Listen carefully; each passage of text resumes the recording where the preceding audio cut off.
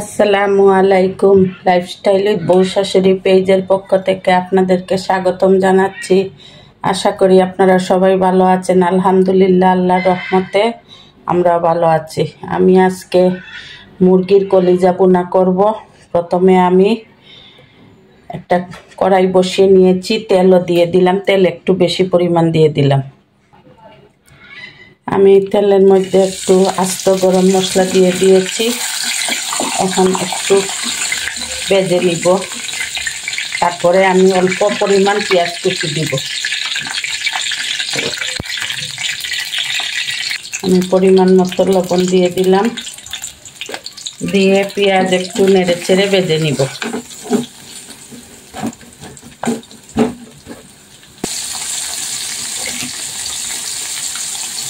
আমি অল্প রসুন বাটা আর অল্প আদা বাটা দিয়ে দিলাম।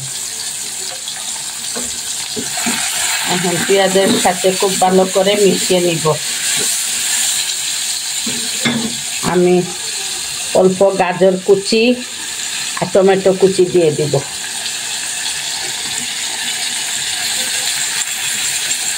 আর কিউব করে কাটা পেঁয়াজ আর ক্যাপসিকাম পরে দিব।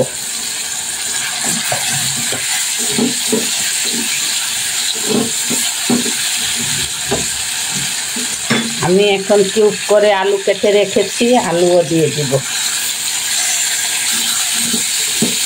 এখন আমি পরিমাণ মতো হলুদের গুঁড়ো, মরিচের গুঁড়ো ও ধনিয়ার গুঁড়ো দিয়ে দিব।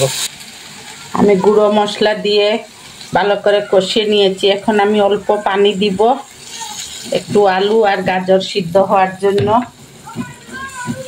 তারপরে আমি একটা ঢাকনা দিয়ে ঢেকে দিব 50%, কারণ কলিজা তো, চিকেনের কলিজা তো তাড়াতাড়ি হয়ে যায়।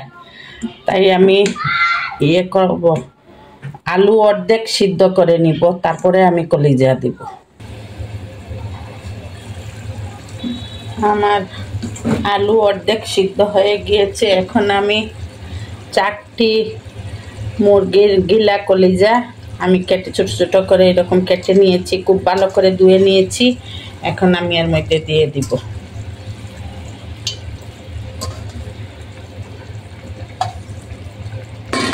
এই রান্নাটা আমি আমার বৌমার কাছ থেকে শিখেছি।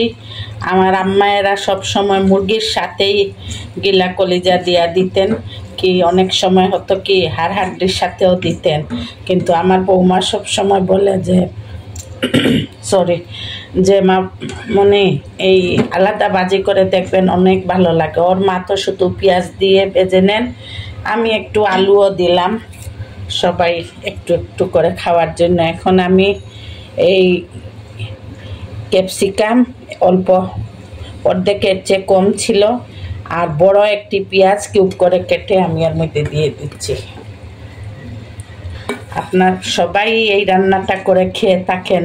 এই আমার মতো যারা যারা আগে খাননি তারা অবশ্যই একবার ট্রাই করবেন। আর যারা নতুন রাঁধুনি তারা একবার ট্রাই করে দেখবা তোমরা যে খেতে অনেক মজা। আমি নতুন রাঁধুনিদের উদ্দেশ্যে বললাম এটা।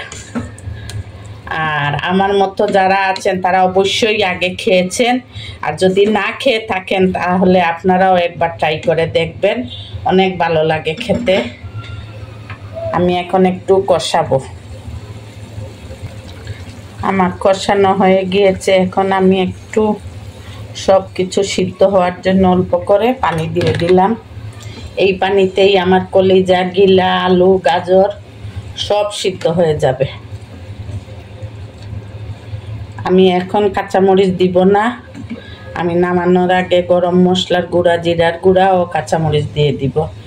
এখন আমি একটু ঢেকে রাখবো, সিদ্ধ না হওয়া পর্যন্ত ঢাকা থাকবে। মুরগির কলিজা রান্না হয়ে গিয়েছে। এখন আমি একটু গ্রানের জন্য এই মাঝখান থেকে 2টো কাঁচামরিচ চিড়ে দিয়েছি, আর অল্প করে গরম মশলা দিয়ে দিলাম, আর ভাজা জিরার গুঁড়া অল্প করে দিয়ে দিলাম। এখন খুব ভালো করে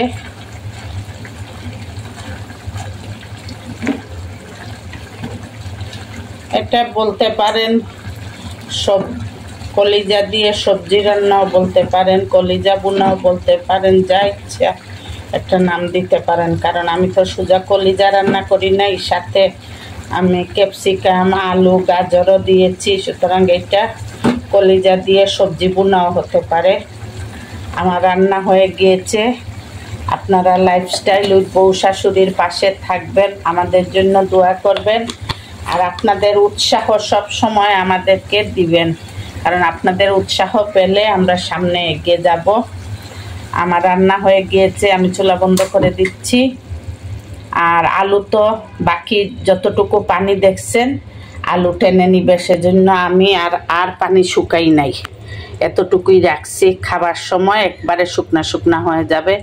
যারা রান্না বান্না জানেন তারা তো আর বুঝেনি, আলু সব জুল টেনে নেয়, এর জন্য একটু আলুর মধ্যে জুল রাখতে হয়। আপনারা আমাদের জন্য দোয়া করবেন, আমাদের সাথে থাকবেন। আল্লাহ হাফেজ। আসসালামু আলাইকুম ওয়া রাহমাতুল্লাহি ওয়া বারাকাতুহু।